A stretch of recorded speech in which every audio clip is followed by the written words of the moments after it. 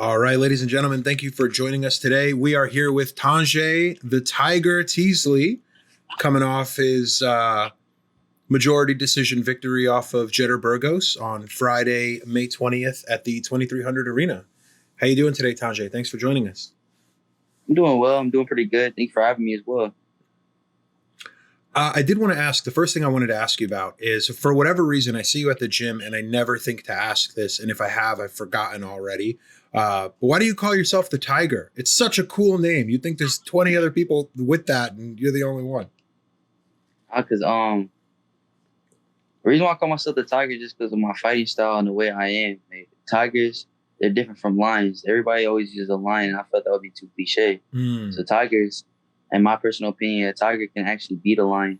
And also, not just my personal opinion, but from National Geographic, because they're stronger, they're bigger, they're faster. Even when they fight if they were to fight a lion one-on-one, and a tiger would more likely come out. But the only thing about difference of lions and tigers is that lions, they run in packs sometimes, like wolves. So if there was a tiger against a whole bunch of lions, you may have a chance, but at the same time, the tiger can still come out top.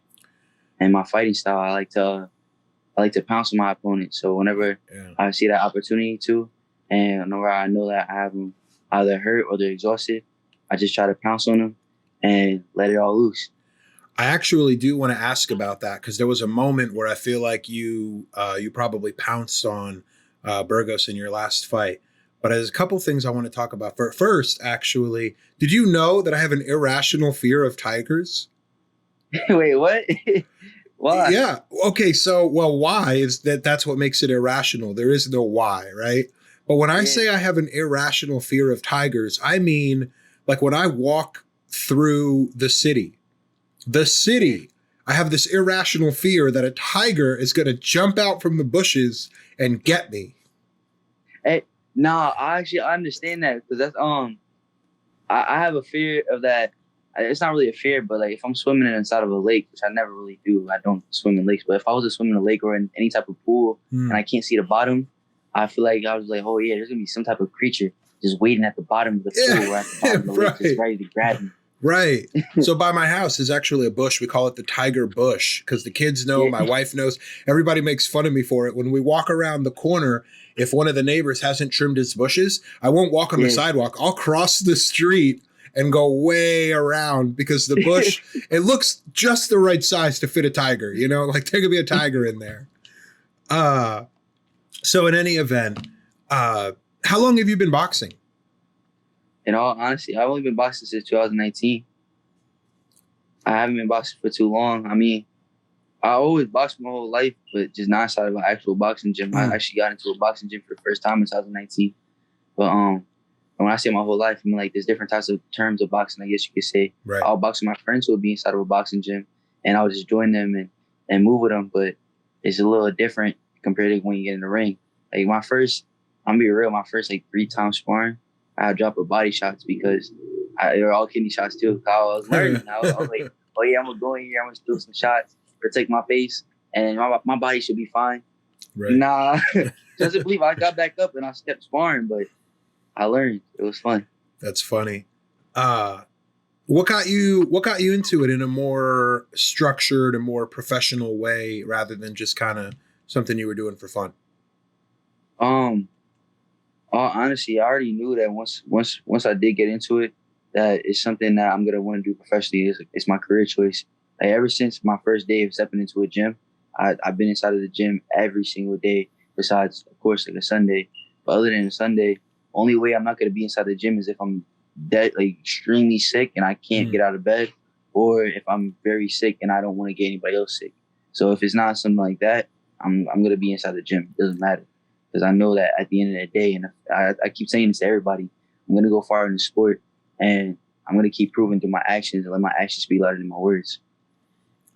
You look so hungry in the gym. Every time I see you, you're just working. Just the embodiment of the ethic in the gym. What fuels you to just nonstop going? Like, if I don't see you actually working, you're like sitting down I don't know if you're recovering, if you're thinking, like, what are you going to do next? I never see you goofing off. I never see you, not for more than 2 seconds. You might do like maybe a quick dance, make a quick joke, but you're always right back to work, right back to work. What fuels that? How do you stay so laser focused all the time? Like I said, I want to go far in the sport. Well, I'm going to go far in the sport. And I just, every single time even if I'm not in training camp, I'm just thinking in my head that that belt is going to be mine. There's going to be multiple belts in the future that are going to be mine. And not only that, also my current situation. Like, I'm grateful for where I'm at. I have a roof over my head. I have food in my stomach. I can get around through the bus, different things. But at the end of the day, the lifestyle I want to live, I want to be able to live a great lifestyle filled with a lot of wealth, and not just riches, but a lot of wealth for not just myself, but my family, the people around me. I want to invest into a lot of my friends. I want to invest into a lot of businesses. I want to create my own businesses. And every single time I'm at a gym, I just remind myself that I can either decide to stay inside the gym, work harder than any of my opponents that they line me up with, and I work harder, but work smarter. And I can sit there and I can win, and winners win, or I can give up and let somebody else win and quit. And I keep telling myself I'm never going to quit. I'm not a quitter. I'm a winner. I've seen it. I've seen you sustain, I don't know, minor injury, major injury. I don't want to describe the injury, but I've seen you just get right back in and just get right back to work and time again. Almost, what's interesting, what I've seen from you is some people, they get injured and they're focused on the injury, right? They're focused on like, oh, I'm hurt, I'm this, I'm that. I saw you dealt with something and you weren't, what I saw was frustration. Like you were frustrated, like, it was almost like your perspective was, this is a setback and I don't want to deal with setbacks right now. And you were more frustrated than injured. At least that's what it looked like. Does that make sense? Nah, yeah, I know what you mean. I really was more frustrated than actually injured because I'm sick of, there's a lot of, one of the sayings I have is that every minor setback is a major comeback, but I'm sick and tired of the minor setback. So what I did was, but this is going to be another part of the source of motivation is everybody inside the gym as well. Just seeing all the kids there, seeing everybody in there working hard as well. And even if some of the people are taking their little breaks, I'm thinking in my head like, yo, if they're working harder, you need to work harder. I'm just always thinking of working harder. And with the injury, if I have an injury going on, I don't think, okay, maybe I should heal it this way. Of course, I'm thinking about healing it, but I'm also thinking about if I was in the ring and I had an injury, how would I adjust to this? How would I be able to come out on top and still win with the injury? Like a lot of greats that you would see, like for example, Gervonta Davis in his one fight against Isaac Cruz, he injured and broke his I think he broke his hand or fractured his hand. Correct me if I'm wrong, but he had a hand injury, and from that hand injury, he still adjusted and used the other hand. Floyd Mayweather, he had throughout his career, he was known for having weaker hands, and he would always break or fracture his hands during fights. And yet again, he would still come out on top and keep winning because of those adjustments. And a lot of the other greats as well too, just a lot of great fighters. There's I can't remember his name, but I always see his photo. This man was in a neck brace, a whole neck brace, still inside the gym working out, training. Because even if he was in a neck brace, he still found other ways to work out and found other ways to still work on and improve on things.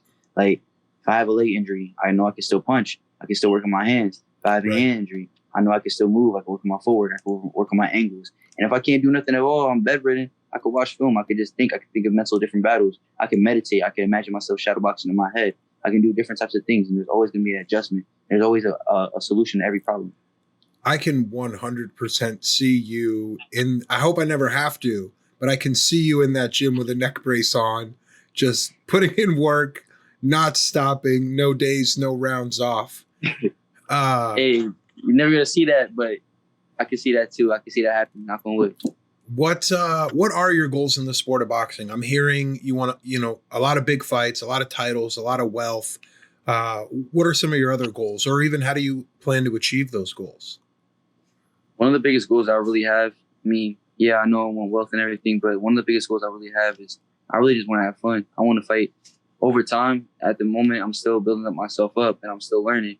So over time, I want to be up there with a lot of the greats. I just want to fight the best of the best in the future. And I want to work my way up there. And when I say the best of the best, I mean, I want to be within the top 5 inside the whole country. Not even just, actually, matter of fact, forget the country, the whole world. I want to be in the top 5 in the whole world. But yet again, the reality of it inside of this is going to take a lot more hard work and a lot more dedication. And I'm going to have to learn a lot more as well. And I want to win multiple belts, not just out of welterweight. Over time, I want to move up and just keep moving up and up and up and keep moving in different divisions as well. But like I said, it's gonna take time. There's a lot more that I need to learn, and there's a lot more I need to experience.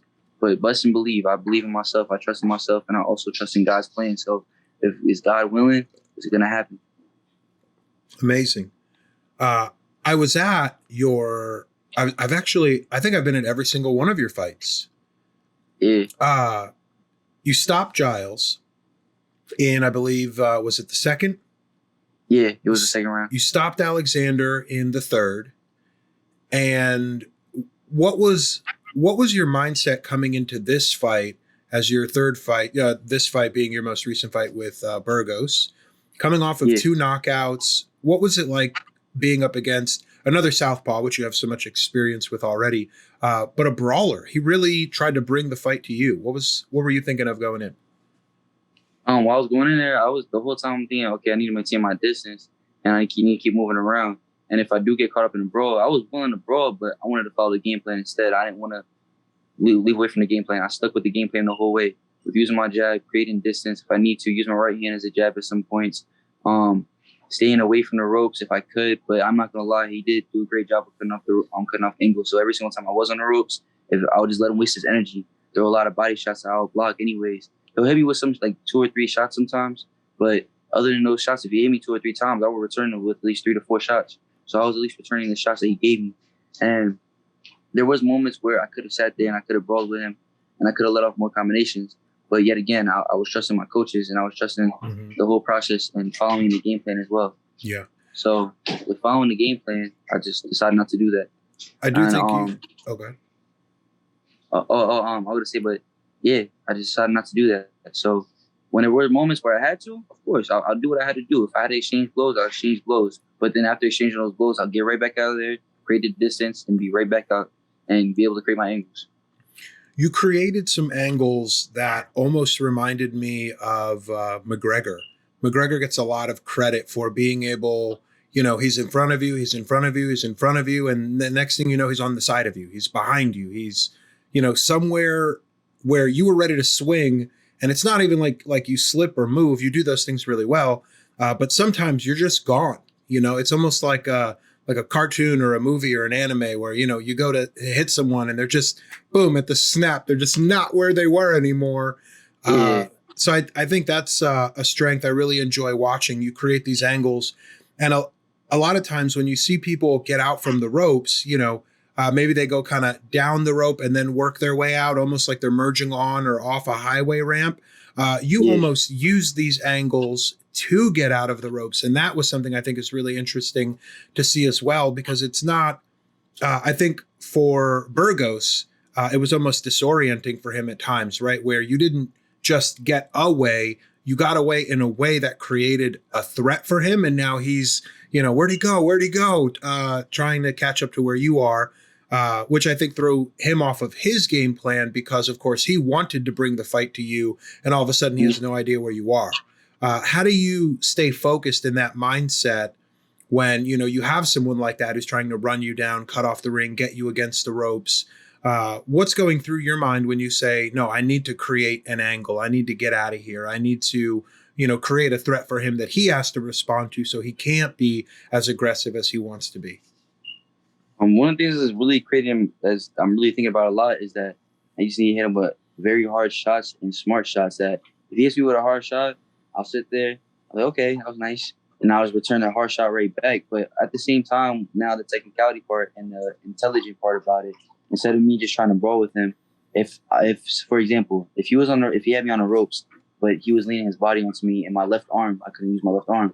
So what I would do is, instead of taking the common angle most people would try to do, is just, as an orthodox person, pivot out of the ropes and throw a check hook. If that didn't work and I didn't have my left arm, what I'll do instead is I'll take my right foot to the outside of his left foot, because it'll be squared up. And I'll throw my right hand with my jaw protected by my shoulder and take an angle of throwing it down towards his jaw. But while I'm doing so, I'm not only just throwing a punch and just trying to punch through, I'm punching and pushing off. So I'm using his jaw as a way to push off and create that angle to the outside of the ropes. So if I need to, if I can't go to his outside, I'll just go to his inside, create the distance, or go to his inside, sorry, it's my dog, or go to the inside and create another angle. So what I mean by going to his inside and create another angle is I'll literally go to his inside, create the angle to the point where I know I'm going and turning him around towards the ropes. And when he's turned towards the ropes, hop right on him right away and throw a couple combinations, throw a couple jabs, throw across, but still be smart because he was a very great opponent. He probably is one of my toughest opponents that I fought so far, both pro and amateur. And he was also smart as well. That he would throw certain shots with intent that they were going to hit. And it got to the point where even if I had distance, he would close that distance very well. And all respect to him because he really did a great job with doing what he had to do with his game plan and closing the distance. So I had no choice but to start creating more and more angles from the inside and outside and moving around. I should have done it more from the beginning, but I was still trying to figure certain things out and follow the strategy and just adjust. The way the fight was scored was, and I actually was talking to Jonathan about this. As soon as the fight ended, I walked over to Jonathan and I was like, hey, look, the worst possible score we're looking at is 39-37, right? And Jonathan was kind of like, yeah, I think that's what's going to happen. I think, this fight's in the bag at this point. One of the judges had scored it 38-38. And I was wondering, from your perspective, what round? So I think the second round was probably the one that all the judges scored for Burgos because you were more observant. You actually said in another interview you did the night of the fight, you gave him the second round, right? You had said, I can give him a round and I can observe and learn and watch his patterns and things like that. I was curious from your perspective, was there another round that you felt like Burgos had done enough for that judge to score that round for him? Because I put a lot of thought into it after the fight, but honestly, I was almost a little confused because I just didn't see it. So I was wondering what your thoughts were. After watching the fight multiple times, the only other round that I could, from my perspective, yet again, I'm not a judge. I'm only a boxer, but I'm still learning.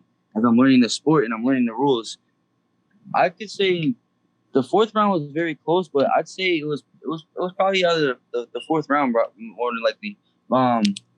Because the reason why I'm not saying the third round is because in the third round, I definitely feel that not only did I start strong, but I feel like I finished strong as well, where he did land some good shots inside of the third round. But overall, besides him having the aggressiveness, I had more shots, like more precise shots. I landed more points. That was the main thing that I really wanted to do. Because this fight, I want to continue my knockout streak. But like I said, he's a really tough guy. He was really tough. He took a lot of shots. A lot of shots that a lot of other people could not take. Like I hit him a lot of times in the temple, hit him clean on the jaw. I even hit him clean on the bottom of the jaw. I hit him in his liver multiple times, but he took the liver shots like a champ. And like I said, I'd say the fourth round was very close, but I feel like I closed up the fourth round as well. I started off strong. In the middle, it was going back and forth between the both of us because I'm not gonna lie, I could tell both of us were exhausted. I wasn't stamina wise, I wasn't exhausted. It was more my shoulders were exhausted from just boom, boom, and me blocking all the shots with those heavy shots.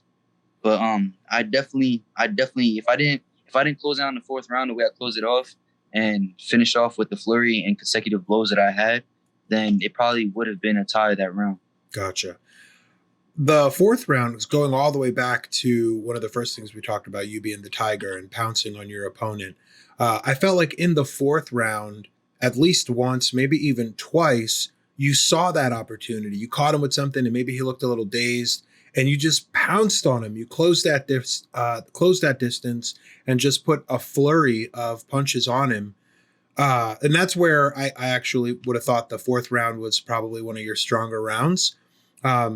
What gives you that? What gives you that moment where, as the Tiger, you say, this is my trigger to pounce?